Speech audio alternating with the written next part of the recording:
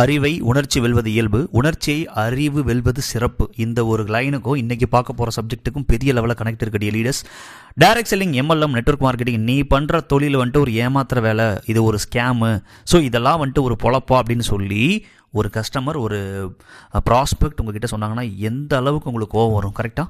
So வேறு லெவலில் ஒரு கோவம் வரும், டென்ஷன் ஆகும், பயங்கரமான வந்துட்டு ஒரு எமோஷனாக நீங்கள் வந்துட்டு பார்த்தீங்கன்னா வேறு லெவலில் அது ஒரு பெரிய ஒரு பிரச்சனை ஏற்படுத்துறதுக்கான வாய்ப்பு இருக்குது. ஸோ இப்படிப்பட்ட ஒரு இடத்துல அந்த கஸ்டமரை எப்படி ஓகேவா இந்த ஒரு தொழில் நல்ல தொழில் அப்படின்னு சொல்லி சொல்ல வைக்கிறதுன்றதுக்கான ஒரு 5 ஸ்டெப்பை இந்த வீடியோவில் பார்க்கலாமா dear leaders? Okay, objection handling அப்படின்ற ஒரு சீரியஸில் இதெல்லாம் ஏமாத்து வேலை, இதெல்லாம் வந்துட்டு ஒரு ஃப்ராட் பிஸ்னஸ், ஏமாத்துற வேலை அப்படின்னு சொல்லக்கூடிய ஒரு கஸ்டமர் எப்படி ஹேண்டில் பண்ணலாம்?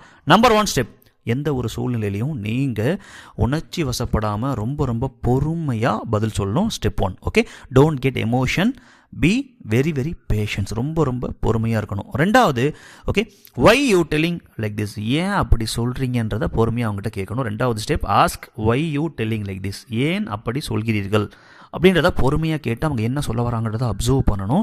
ஓகே, எமோஷன் ஆகிறதுனால எந்த ஒரு யூஸும் கிடையாது, புரியுதா? ஸோ 3வது step, so listen them very carefully, பொறுமையாக அவங்க வந்துட்டு முழுக்க அவங்க என்ன சொல்ல வராங்க அப்படின்றத அவர்கள் கூறுவதை மிகவும் கூர்ந்து கேளுங்கள். மனசார அவங்க சொல்கிறத, என்ன சொல்கிறாங்க, ஏன் அப்படி சொல்கிறாங்க, ஏன் ஃப்ராடுன்னு சொல்கிறாங்க, ஏதாச்சும் பாதிக்கப்பட்டிருக்காங்களா, என்ன ஏதுன்றதை பொறுமையாக லிசன் பண்ணணும். ஸ்டெப் 3. ஓகே, 4வது ஸ்டெப்பு, லிசன் பண்ணதுக்கப்புறம் அவங்க எந்த மாதிரி கேட்டகரி, மொத்தம் 3 கேட்டகரி இருக்குது. அனலைஸ் அப்படின்னு இந்த 4வது ஸ்டெப்பில் ஹார்டாக இருக்காங்களா, மீடியமாக இருக்காங்களா, அல்லது ஈஸியாக இருக்காங்களான்றதை நீங்கள் ஃபஸ்ட்டு அப்சர்வேஷன் பண்ணணும். இதுக்கு தகுந்த மாதிரி தான் நீங்கள் அவங்கக்கிட்ட பேசணும், அப்ரோச்சும் பண்ணணும். ஓகே, ஸ்டெப் 5 என்ன பண்ணலாம்? 3 ஆக்ஷன் ஆஃப் தட் சுச்சுவேஷன்.